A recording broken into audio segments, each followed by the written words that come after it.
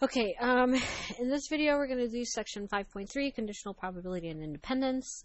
Hopefully you have your cards printed out and you're ready, your notes printed out and you're ready to go.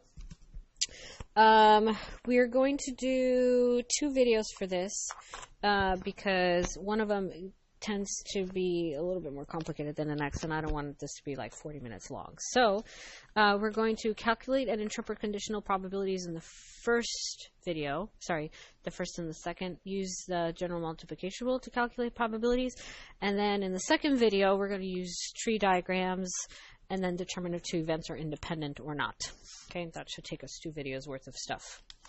So the first thing is the conditional probability. We assign to an event, the probability we assign to an event can change if we know that some other event has occurred. So for example, if I, let's say there's a 50-50 chance that I might go to Rayleigh's, but then if I don't go to Rayleigh's, there's only a 30% chance I might have to go, or there's a 90% chance I have to go to Walmart because I didn't go to Rayleigh's. But if I do go to Rayleigh's, then, you know, do I still have a 90% chance that I go to Walmart? Kind of like that. This idea is the key to many applications of probability. When we're trying to find the probability one event will happen, under the condition that some other event is already known to have occurred, we are trying to determine conditional probability, which is huge, and then I'll kind of have to go slow a little bit. Suppose that we know event A has happened. So for example, I was supposed to go to Rayleigh's. Let's say I did go to Rayleigh's. Then the probability that event B happens, given that you know event A has happened, can be donated by probability of B given A. So for example, what's the probability of going to Walmart given that I already went to Rayleigh's? Is it still really high or not? So read as given that, this little, I guess it's not a slash. It's technically the division sign, but it's this part right there. Given that, or under this condition that. And then there's actual formulas that go with it. So to find the conditional probability A given B, right? That's what that means.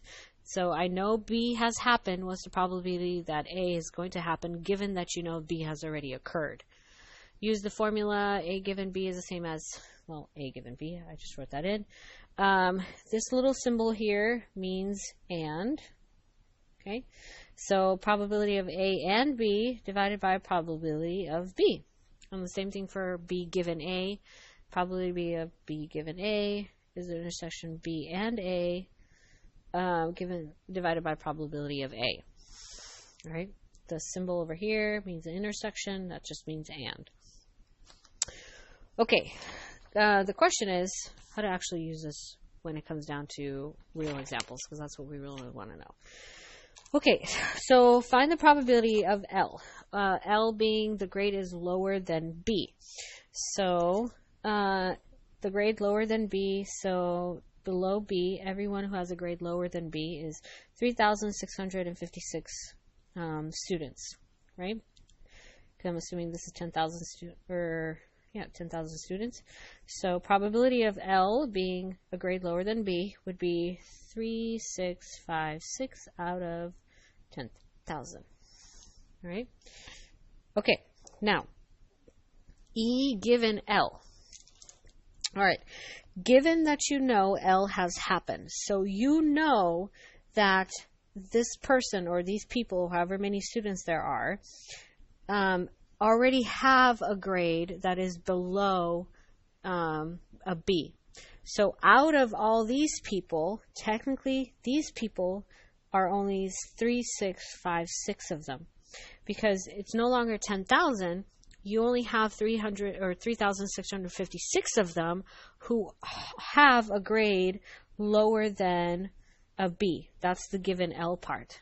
So out of this group of people, out of your 3,656, how many of them also go to EPS? So basically engineering physical sciences.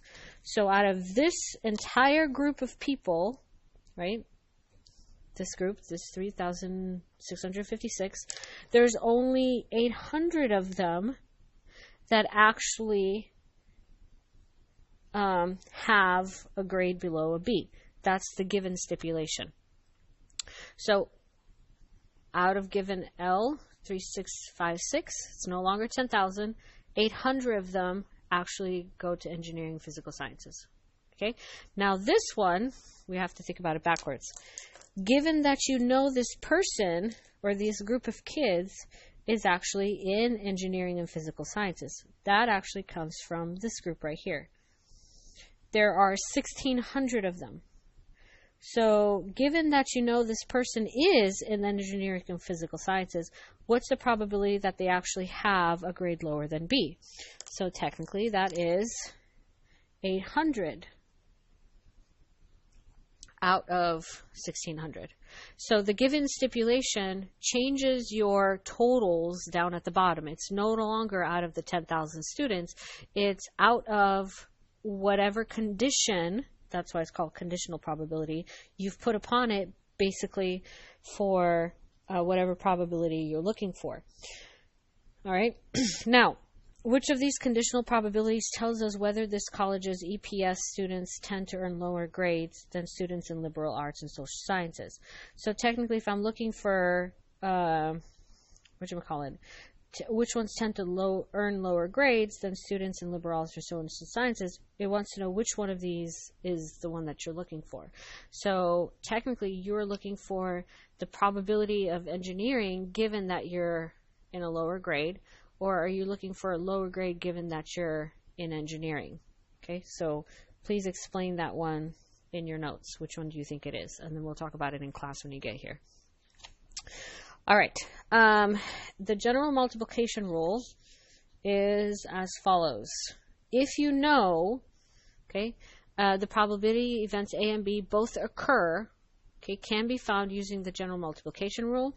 So I'm going to rewrite this really quickly so that you can see it in a different light. Okay, this is the same as the probability of A and B occurring equal to the probability of A, parentheses, times the probability of B given A.